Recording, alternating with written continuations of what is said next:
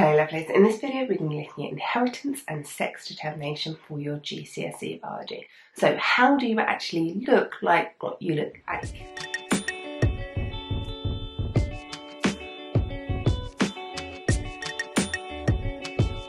Inheritance. A gene is a short section of DNA that codes for a protein. The protein that is made will result in a certain characteristic. So some examples. Flower colour is obviously a characteristic, eye colour, another characteristic.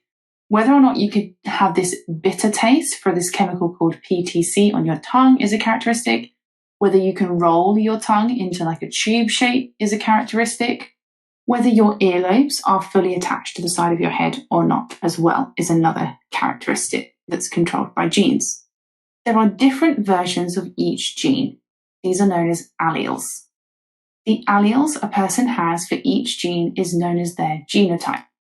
The characteristics that a person has because of their genotype or because of their alleles is known as their phenotype. These are all keywords that we have to know. So alleles, we need to know their versions of a gene. Genotype is the alleles that you have for a gene, and then your phenotype is your characteristics. So for example, in flower colour, their phenotype is red flowers, and there'll be a gene that controls flower colour. There'll be an allele for red flowers and an allele for white flowers. So human cells are diploid. That means they have 2 copies of each chromosome, one from each parent. These are arranged in homologous pairs. This here is 2 chromosomes. They are a homologous pair. This means there are 2 alleles or versions of each gene in each nucleus, one on each chromosome. So here's the gene for flower colour. There's a gene for flower colour on both chromosomes because they're the same chromosome in terms of what genes they have. But on one chromosome, I have the allele for white flowers, and on the other chromosome, I have the allele for red flowers. This is because each chromosome came from a different parent. So parent 1, or maybe it was in the pollen gamete, that chromosome had the allele for red flowers. And then the other parent, so in the egg chromosome, we have the allele for white flowers. So this is how different characteristics are inherited from parents. Now, there are 2 types of alleles. Dominant alleles, which we represent with a capital letter. These are always expressed, even if there's only 1 copy of these out of the 2, or an allele can be recessive. So we normally show this with a lowercase letter.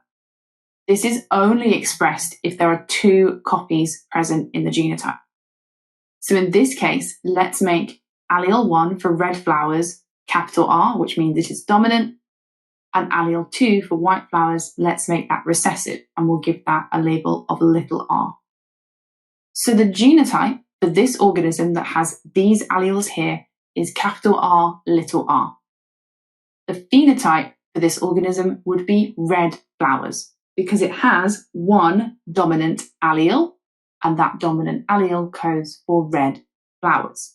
Just because there's only 1 copy of that allele, because it's dominant, that means that's the phenotype we will express. We also have some terms that we need to use to describe the different genotypes. The first one is heterozygous. So this is the example we were looking at before. The genotype for this example is heterozygous because there's 1 of each allele, or there are 2 different alleles in the genotype. The other term we use is homozygous. This is when there are 2 identical alleles. This first example with 2 red alleles is homozygous dominant because it has 2 dominant alleles. And the 2 white alleles would be homozygous recessive because there's 2 recessive alleles. We can use Punnett squares to predict genetic cross outcomes. So this is the prediction of the probability of an offspring having the certain mix of alleles. That's all it is. It's not telling you what exactly they will have as offspring. Every single time a sperm and an egg fuse, this will tell you the probability of them receiving these certain alleles. So in our first example, we're going to look at 2 homozygous parents. So both parents are homozygous, all of their offspring then are going to be heterozygous. So you've got one homozygous recessive parent, the white flower, one homozygous dominant parent, the red flower. They can only give capital R's or little r's and into their gametes in terms of the alleles. So therefore, all of their offspring will get one capital R from one parent and one little r from another parent. So they're all going to be heterozygous. So this is how we fill out the Punnett square. You pull one from across, one from the top, one from across, one from the top, one from across, and one from the top to fill up squares. So we can see all of our offspring here are heterozygous. They all have one big R and one small r in terms of their alleles. So they all have a red allele and a white allele. This means they all have the same genotype. It also means that because they all have the same genotype, they're all going to have the same phenotype. In this case, they are 100% all going to be red flowers because they all have at least one of those dominant alleles or red flowers. So in our next example, we're going to look at what happens if you have two heterozygous parents. This means they're both going to have one of each allele. In this case, always the answer is going to be the same. There's going to be a 3-to-1 ratio of phenotypes in the offspring. And there's going to be a 25% chance of homozygous recessive genotype in the offspring, which is the lowest out of them. So we've got two parents, both red flowers, both heterozygous, so they can give a capital R or a little r to their offspring in their gametes. And then if we put that into the Punnett square, this is what we end up with. 1 out of 4 chance of there being homozygous dominant and having red flowers. 25% chance of being homozygous recessive and having white flowers. And then there's 2 out of 4 chances, which means 50% chance of it being heterozygous and red flowers. You can write these proportions in any way you like. You can say 1 out of 4, 0.25, or 25%. They all mean the same thing, and usually they're all accepted in exam answers. So it depends how you want to do it. If it's easier for you to say out of the 4 boxes, there's 1 or 2 or 3 out of 4, then that's fine. If it's easier to work in percentages, then that's also fine. Another example we can use a Punnett square for is sex determination, sex chromosome inheritance. So there's 23 pairs of chromosomes, as we said, but pair 23 are slightly different from the rest because they are the sex chromosomes. The genes on these chromosomes play a role in developing sexual characteristics. For example, developing reproductive organs.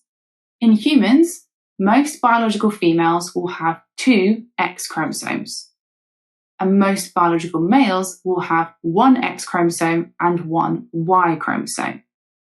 We say most here because about 2% of the entire world's population have different combinations of these, and so it's the majority, but it's not all. Every time a sperm and an egg fuse to produce a new embryo, there is a 50% chance or 1/2 chance that the embryo is either going to be male or female, so either contain XX chromosomes or contain XY chromosomes. We can show that this is the case, that it's 50% chance using a Punnett square. So eggs can only give X alleles in their gamete. Sperm can either contain an X or a Y chromosome. If we put these into the square, we see that 50%, 2 out of 4 of my boxes contain XX chromosomes, and 2 out of my 4 boxes contain XY chromosomes. This means there's 50% chance of receiving XX chromosomes and 50% chance of receiving XY chromosomes. Notice that as only sperm can donate a Y allele, then it is the sperm that determines the biological sex of the new embryo. If it provides an X, then it will be an XX embryo. If it provides a Y, it will be an XY embryo. Ouch!